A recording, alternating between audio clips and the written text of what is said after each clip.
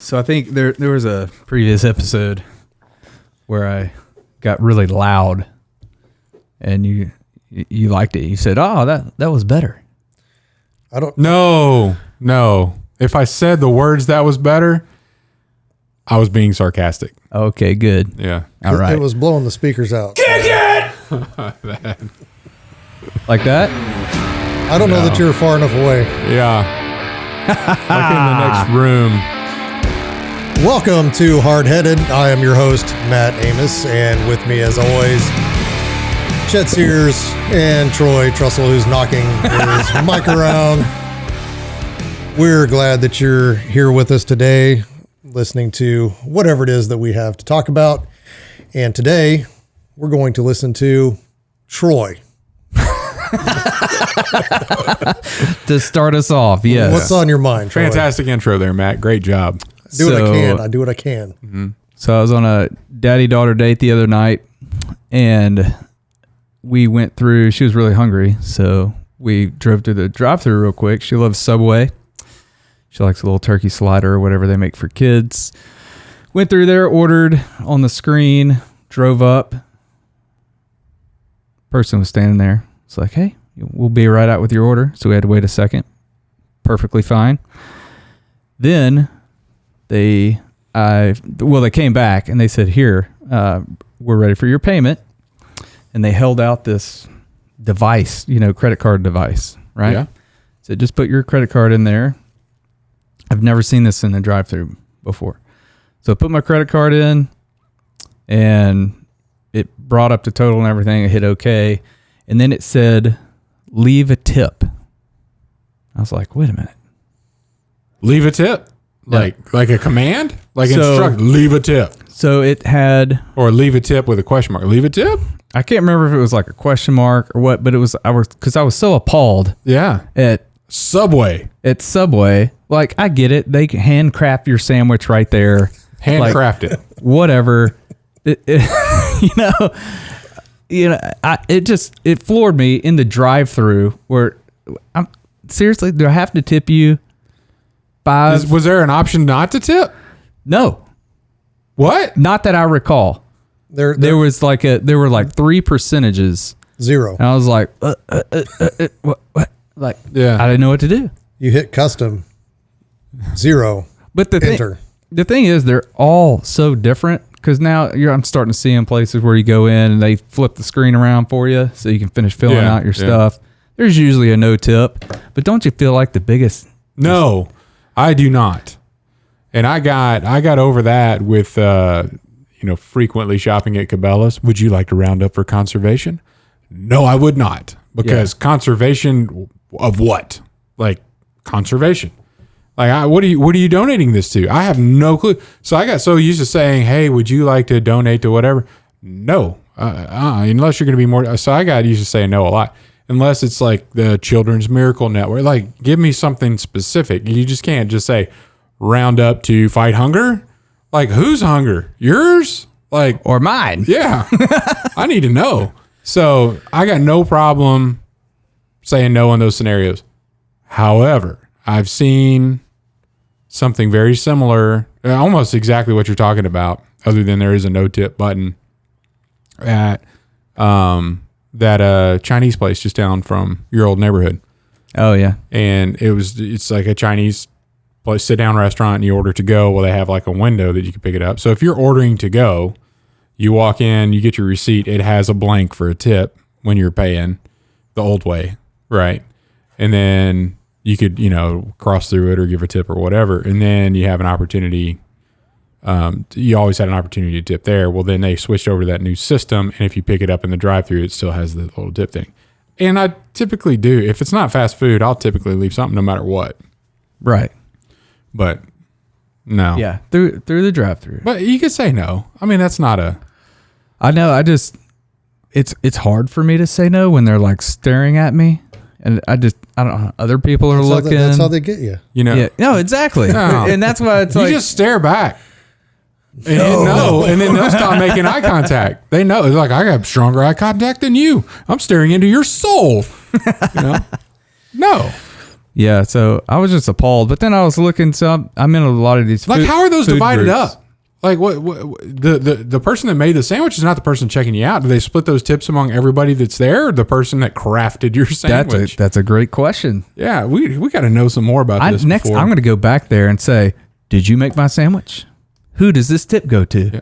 I don't even know if it's good or not yet. If you're tipping at a sit-down restaurant, at least you had your experience. Yeah, well, and you get service. I could get sick. Yeah. This may be horrible. You may have messed everything else up. What if you get sick? Are you allowed to go back in and say, I tipped $5 for this sandwich and I puked my guts out for 24 hours? Can I get that $5 back? No, it's the same at a sit-down restaurant too. That's true. But you're tipping service at a restaurant. Yeah. I'm not necessarily always tipping for the food, because even if the food's crap and I get excellent service, I'm going to tip that server like high dollar for what they did. Yeah. Because that's their job, and they get paid, a lot less than minimum wage mostly at most restaurants, because they rely on their tips. Their hourly rate is a lot less than minimum wage. They get paid more than minimum wage. Well, yeah. Based on their tips. Yeah. Right. So Matt, you've been quiet here, man. Well, I'm thinking. Are you behind this? I'm thinking about all the times that I've been somewhere, but I'll start with, what do you guys think about Sonic? Do you tip your car hops? Depends. I don't tip through the drive-thru. No. But if they come out to the car and they do a good job and I ask for ketchup or condiments or whatever, and they don't take forever to come back, yeah, I'll give them some change.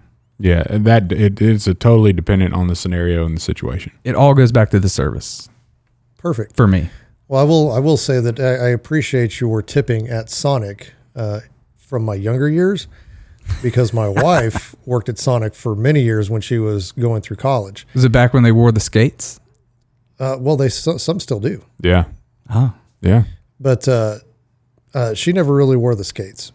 But it was nice being a broke college student. And when I would drive, the 3 hours and my last penny was in the gas that I spent to go see her, to have her tips to where we could go maybe get some food somewhere when there wasn't any leftover tater tots or stuff from Sonic, or cheddar bites, because those were my jam back in the day. Like, I could crush some cheddar bites. Yeah. But, I look at that and I think, well, my wife worked there and that tip was appreciated when she worked there. So I'm going to continue to tip if I'm at Sonic, not through the drive-thru, but if I'm parked. Yeah. I can't get behind tipping through a drive-thru. However, the dude at Burger King, when we go for lunch, he's so positive over the intercom when he's talking to you. I mean, he's just very upbeat. And when you meet him at the window, he's got a great attitude. I would tip that guy, and I don't see a thing for a tip there. I had such a bad experience at that Burger King. You got your food wrong. Hey, they got one job, right? No, like the guy that you would have tipped probably wasn't the guy that made the food. So I don't know. Maybe he was the one that messed up the order, though. I mean, I might ask for my tip back. All I know is the city in which I live now, I've had as many fast food screw ups in the 13 years I've been here as I would have in 6 months down south. Yeah. Yeah, I would agree with that. Yeah, it's rare up here. Rare. Midwest, we like our food. It's got to be right. Yeah. So this is a heated topic in a lot of the food groups I'm in on Facebook. And I'm in those food groups because I have a YouTube channel that I review food and stuff on. So I get in those groups to kind of see what's going on. And man, there are people all over the place on this topic.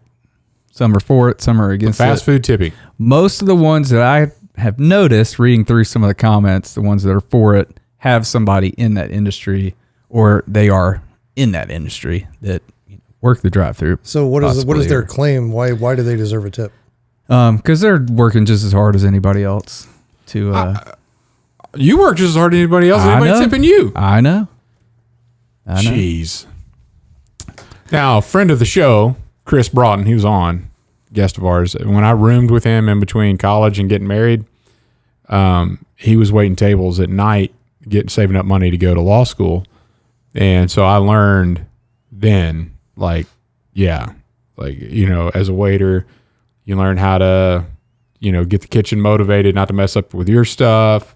And then the other question I asked him, this was pretty funny. Of all the people, because I've always heard, that the Sunday crowd is the worst tipping crowd in existence, like the churchgoers. Yeah. And so I asked him flat out. I was like, dude, is that true? He's like, oh, no. And I'm like, well, what's the worst people group? What do you guys think? Church, certain kinds of fans of things. Like you could identify people by their, what they wear and who they support, and No idea. NASCAR fans. He said if I see a crew walk in and there's like 3, Dale Earnhardt shirts, then I probably won't get tipped. Like if you're the NASCAR crews, we're the worst tipping people out there. So no offense to you NASCAR fans that listen to the show, but you got to step it up. You got to step it up for the rest You got a of them. reputation out there. I think the movie Waiting represented that fairly well, because the worst tipper looked like he would be a NASCAR fan. Not to stereotype people by what they look like. But Yeah. I hadn't seen that movie in a while. But. he's probably a NASCAR fan. But yeah, I thought that was pretty funny. But because of that conversation though, like I was what I thought a decent tipper, and I was asking him, what's a good solid tip, and he was like higher than where I was, so I changed my behavior. I've always heard 20% or more. Yeah, is a good tip. That's where we are, even teaching the kids this, because they'll go down to. We got a couple restaurants that are really close. Like 20%, unless something really went wrong and they did not treat you well because of it. But 20% is a good place to start. Yeah. So 20% your start? Yeah. Yeah. For me too, yeah. And if it's bad service or something went wrong, I'll still tip. I just might not make it to that 20%. Yeah. If it warrants that. Right. But they're always going to get something. Mm-hmm. And I'll even go the extra step when it's really good. I'll try to slip in the cash as the tip. Typically still pay with the card, but I'm going to go cash with a tip. Oh, yeah. So it's untraceable. Under the table. They can choose to file if they want to break the law, they can break the law. But I may make it easier for them. You're an enabler. Yes. Yes, I am. So if I come across that, man, no tip. No tip. No tip for you. I mean, how would they even handle that if it was cash?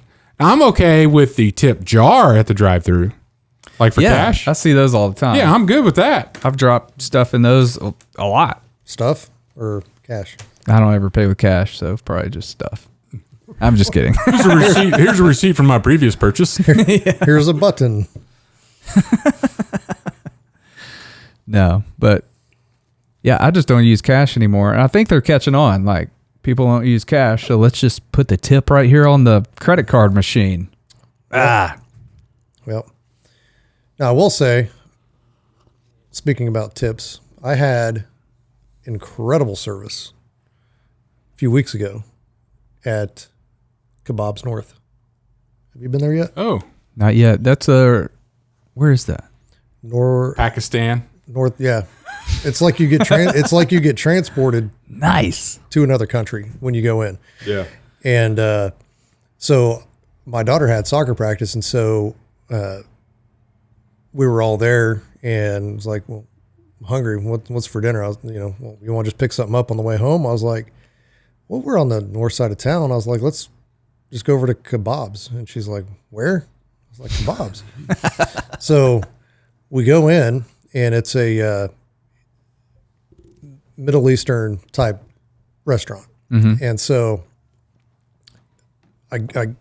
my first time, I eat there maybe once a week for lunch.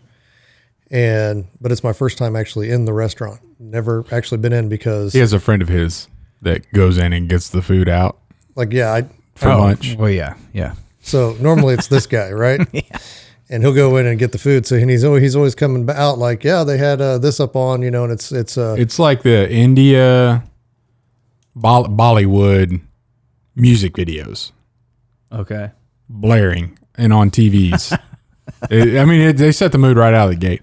I'm all for it. It's your restaurant, and it's kind of it's pretty cool. But like the first time in there, I was like, I got to record this. This is. Well, I like different atmospheres. Well, it's like the first time I walked into the Cajun Shack, Cajun restaurant in Wichita, Kansas, and saw crawfish traps hanging from the ceiling. Like, I know I'm going to eat some good food here. They're bringing the home here. And the same way when I walked into kebabs, felt like this is probably going to be pretty authentic. Yeah, and it is, but I normally ate there for lunch, and so when it gets here, it's in a styrofoam container. And you got your naan in the aluminum foil. They've got it all kind of wrapped up. I did learn. Can I talk about the education here? Yep. What's your idea of a kebab? Oh, meat and veggies on a stick. Yeah. No, that's not correct. That's the American version, I'm guessing. Shish kebab. Shish kebab is the American version. I guess shish means skewer. Like lure. But like the kebab, it's just meat, like meat and some onions and whatever on a plate. Like so it's not shish, it's just kebab. So, at Texas Roadhouse, if you order the kebabs, they come on a skewer. Yeah, because they're American. Texas. So they're American for now. #Texit. Texit. That's the thing. They're like, hey, we're gonna secede from the union again. Another one of those. Yeah. Here they go again. No, but normally, like I said, it comes in a styrofoam container, and it doesn't look. The food's phenomenal, but but you can't do presentation. You can't do presentation Yeah. on a delivery. Just like that delicious sushi bowl that I bring in here sometimes, and y'all are like, "What is that from the gas station? What is that gas station trash you're bringing in here?" So that was actually from a restaurant? Yeah. Oh, okay. A very delicious one. But so I get in there, and there's nobody in the restaurant. It's like me and one other guy. That's it. And I'm like, man, I figured it would kind of be a little bit busier than this. It's pretty crowded at lunch.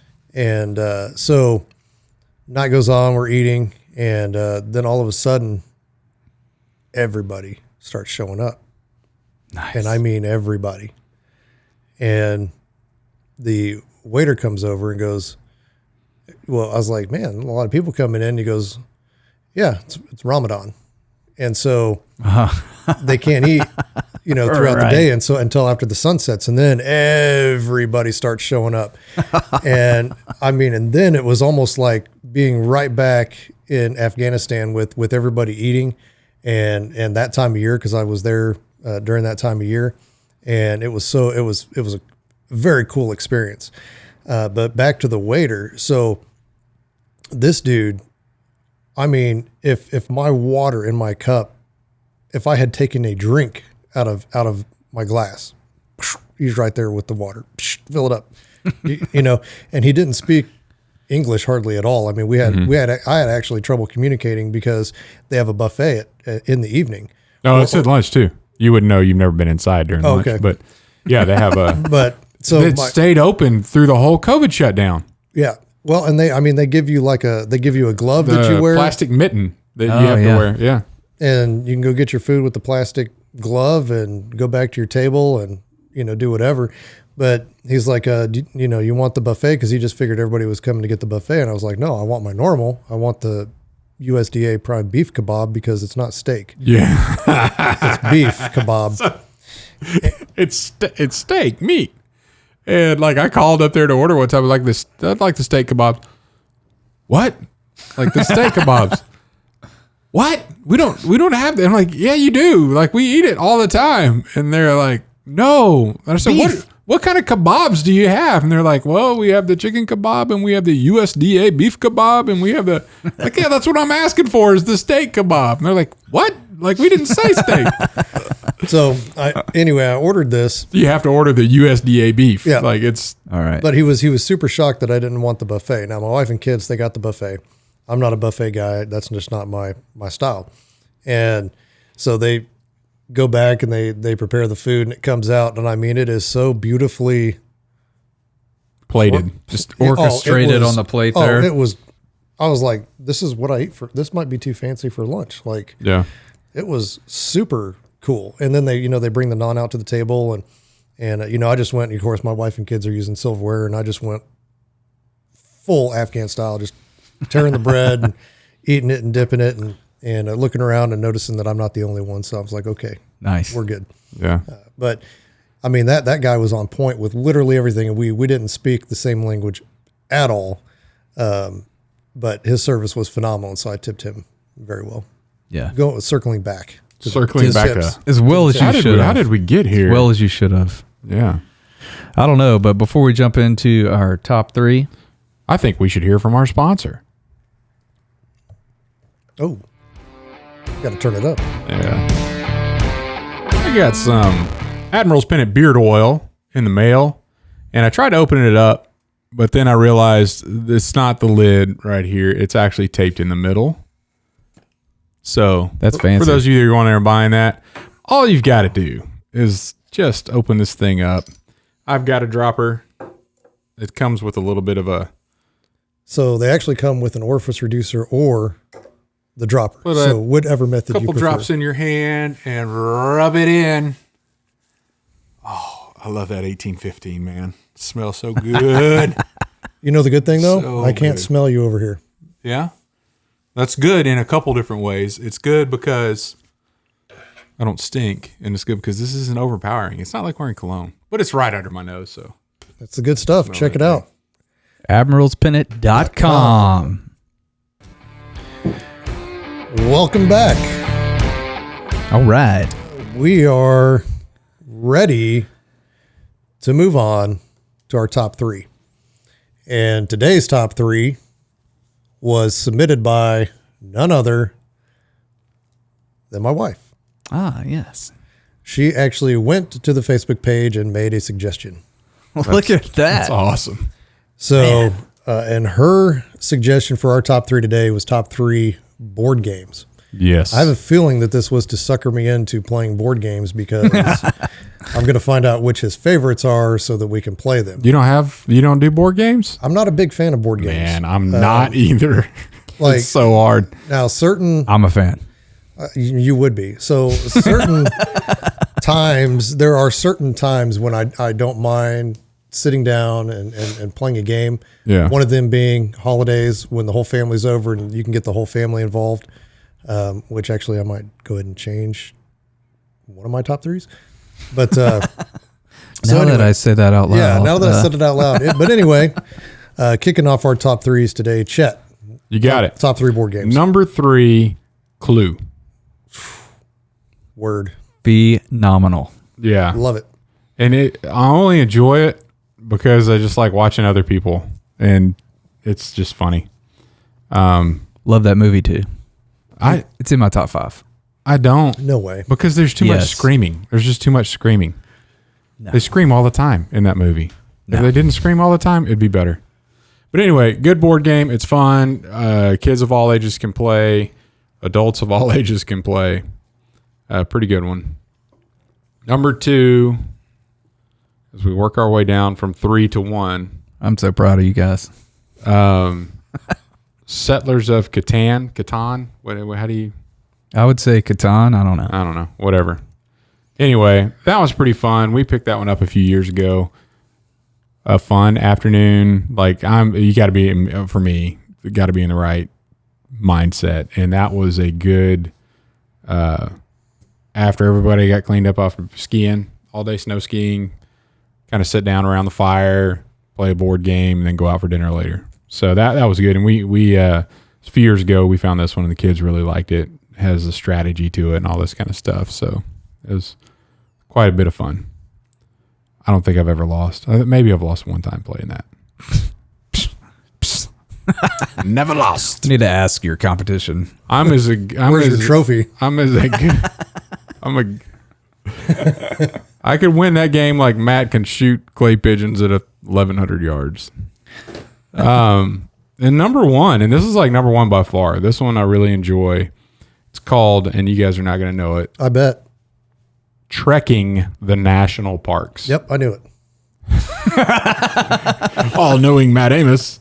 Only because he's brought it up about 3 or 4 times at the office. Oh, I have. Have I? Yep. I like it that much. Is there a question in that game about Boundaries?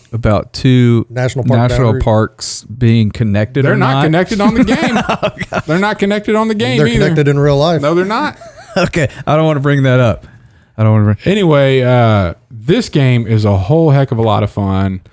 The board is the United States, and they have all the national parks on there, and you're trying to get from one point to the other and score more points by doing certain things and getting to certain places and rolling certain things, and it's just you have cards that you get and you can buy things with them, and a whole heck of a lot of fun. It's won quite a few awards. It's somewhat educational from a geographic perspective, and you learn a little bit more about the national parks. It's from Underdog Games. Never heard of them before, but I think we ordered it off the internet. I don't think this is one of those that's going to be sitting on a shelf in Walmart or Target or anything like that. But I recommend it. Like it's a lot of fun, and our kids enjoy playing it too. Not younger, probably. I'd say around 7 or 8 and above would be fun with that. But yeah, we really enjoy that. Very good. You want me to go or do you want to go? I think you should go. You think I should go? All right. So number 3 is Clue. Hey, have I ever told you how wise you are? Only when I agree with you. But I do like Clue because you're looking at everybody else, and it's kind of that investigative, trying to figure out who did what and where. Mm-hmm. I don't know. It is kind of repetitious if you played enough. Yeah. But then you just start asking questions that the really good people are like, what? I thought I already had what? Yeah. Why is he asking that again? Wait, what? I mean, what did I write down? Yeah, I just mess with people's heads. Well, that was always a fun game growing up. The next game on my list is the one that I'm thinking about changing. I'm not sure. Everybody is tied up in suspense over this. Pins and needles. So I think I'm going to have to go with Scrabble. Okay. Yeah. It's a good one. Or Boggle. Boggle. I haven't played that in a long time. I like word games. Yeah.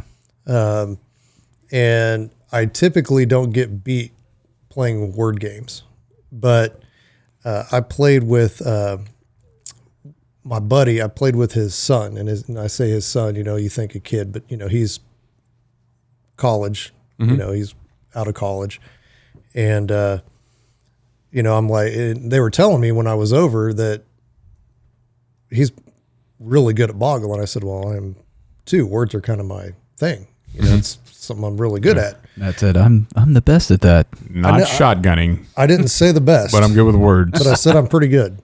Yeah. And they said, well, good luck, because we stopped playing because we never win. And I was like, oh, well, it sounds like I got a challenge. And so we started playing, and to my 30 some odd words, he was like 56. I mean, yeah, blew me away. Every single game, he just blew me out of the water. But I enjoy playing that or Scrabble. Yeah. Boggle's actually probably a little bit more fun for me than Scrabble because it's more options. Well, and it's faster. Yeah. Because you're based on a time limit, which I like time limits on games. Yeah, that's not too bad. And then number 1 is Sequence. So my wife just bought that game for our kids probably 2 weeks ago, maybe longer. But the 2-year-old got into it, and I've just been picking up pieces and throwing them in the trash. Oh, got into got into the board game. No, let's play Sequence, Dad. No, got into the box and started taking all the pieces. I was going to say, Yeah. because it would be kind of a hard game for a 2-year-old. Yeah. Not to distribute pieces throughout the house. I started collecting them, and then once I started finding them upstairs, around the corner, outside. I was like, forget it. If they want to play this game, let's buy it again. Because good grief. But I say all that. I've never even played it. So tell me, what do you do in that game? So you are dealt cards, and your card matches the deck that's on the board. And so if you have that card, you can lay it down. You pair up with teammates, and you try to connect 5 of those discs in a row by matching cards on the board. And one-eyed jacks take away your opponent's piece. So if they're getting ready to line something up and you've got a one-eyed jack, you put it down and take, one of the, whatever those things are called, away. Yes. One of the chips. Yeah. Chips. And then two-eyed jacks, you can add a piece anywhere you want. And so it gets pretty competitive around the holidays at my house because my father-in-law has this like board that he made that rolls out. And then he's got like this little container for the chips that he puts out. And it's a pretty big ordeal. Well, recently my youngest has gotten into playing. And so she'll sit there with us and play. And I teamed up with her. And at the end of the game, we lost, but she's holding on to 3 jacks. So it gets pretty contentious because I'm like, you had 3 jacks. We could have won 20 minutes ago. But she's slowly learning. And then she learned just enough to where when we switched teams, they won. Because she was utilizing the jacks because the jacks are key. So we play, we have sequence states. So the cards are a state capital, and the board has the state. So the kids are learning or have learned state capitals for all the states because you got to know which one goes with what to be able to play. Very good. A lot of fun. I like it. That's a good one. That was your number one? That was number 1. Right on.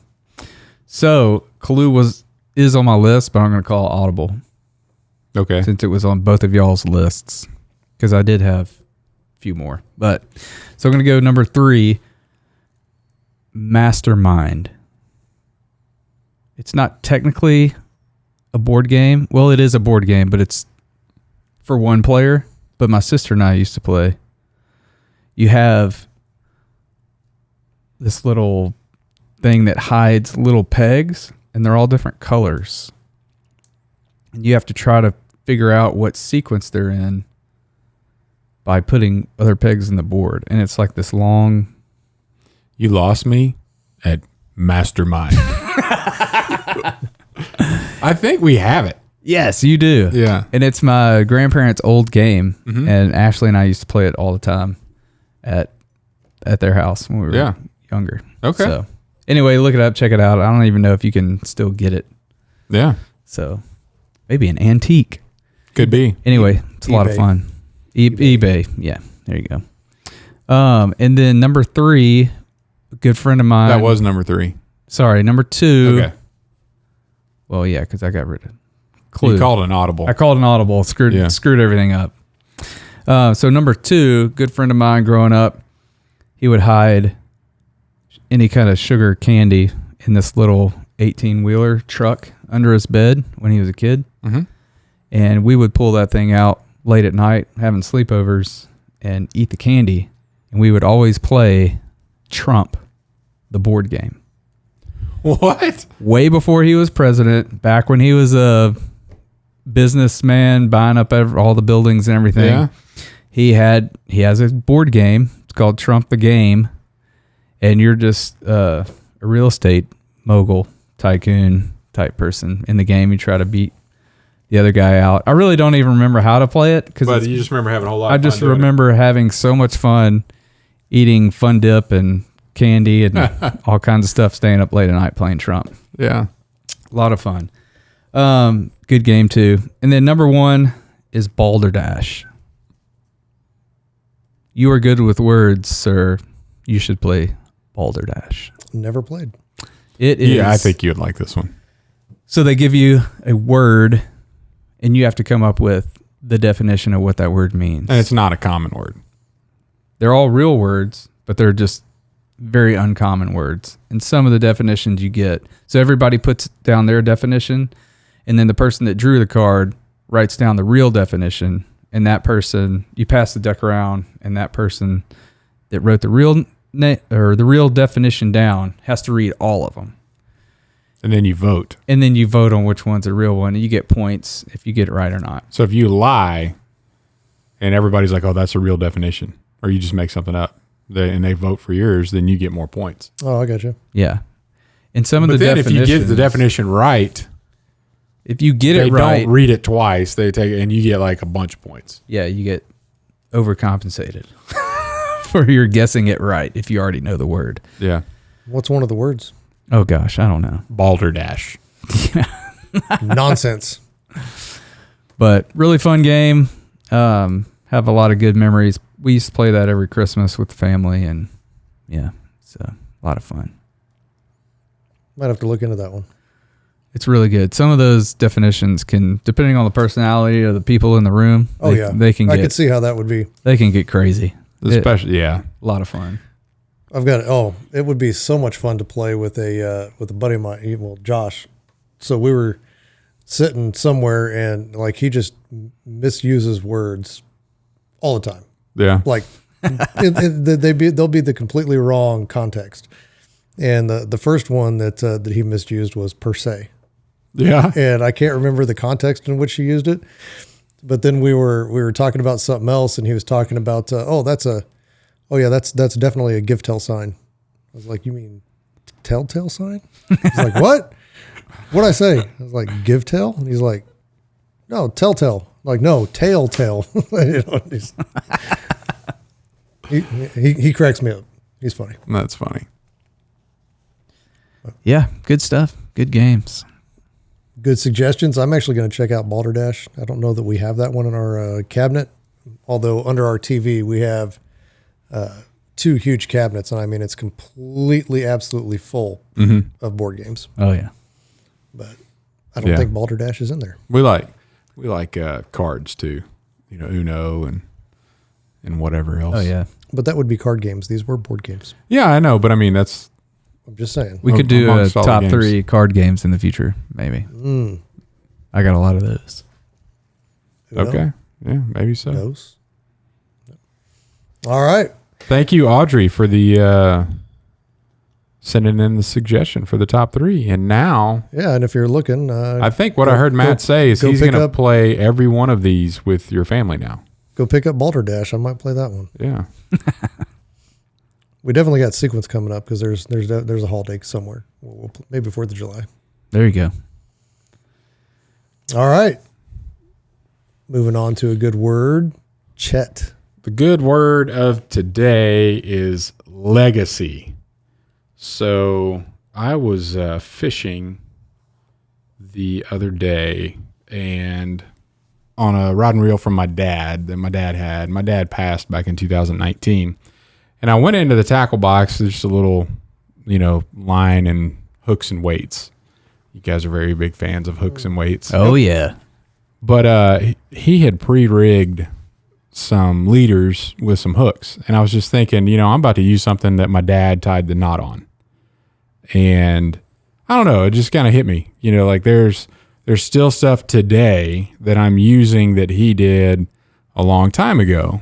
And so then I started thinking about, just like legacy, like what am I doing today that is going to have an impact on my kids down the road, their kids down the road, and how long is that going to last, and how impactful can that be? So I don't even know how many years ago that he tied all this stuff up, and I know he probably fully intended to be the one that used all that stuff that he had rigged up.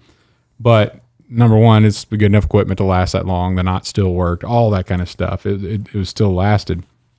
But then I started looking at, like what he had left and completely not on the material side, right? Just the legacy that somebody leaves. And the scripture I came across Proverbs 13:22. A good person leaves an inheritance for their children's children, but a sinner's wealth is stored up for the righteous. And inheritance here, and we know, like in 1 Timothy 6, the love of money is the root of all evil. And how possessions are talked about in the Bible. So I choose to think this inheritance that we're talking about that's being left for, your children's children. So we're talking about something that'll last through the grandchildren is not a material inheritance either. It's a legacy of good things that last. And I think about my dad. I'm thinking about, his integrity, his love of Scripture, his enjoyment in debate, all kinds of things that I think that was passed down. Yeah, no doubt about it. But honesty, his caring for family, all those things are a legacy that he left that my kids had a chance to experience by getting to know him. And so I think it's important for us to be focused on those things too, because a lot of times, a lot of what we do, whether it's trying to build up our 401k or leave a whole bunch of money for our kids so they're better off than we were.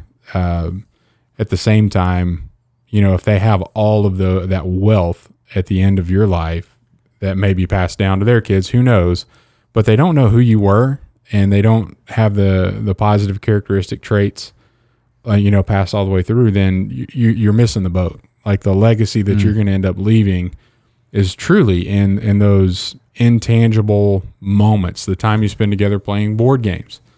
Those memories that you have with your friends and with your family are not, you can't go buy that, right? It's a legacy that you can leave that takes with spending time, sharing things with each other, teaching, learning, experiencing things together. And so anyway, I think we need to focus on that. That's really what's important, is not passing the things that need to be passed down from generation to generation are not things you can go buy, right? It's the character traits that you can leave a legacy with.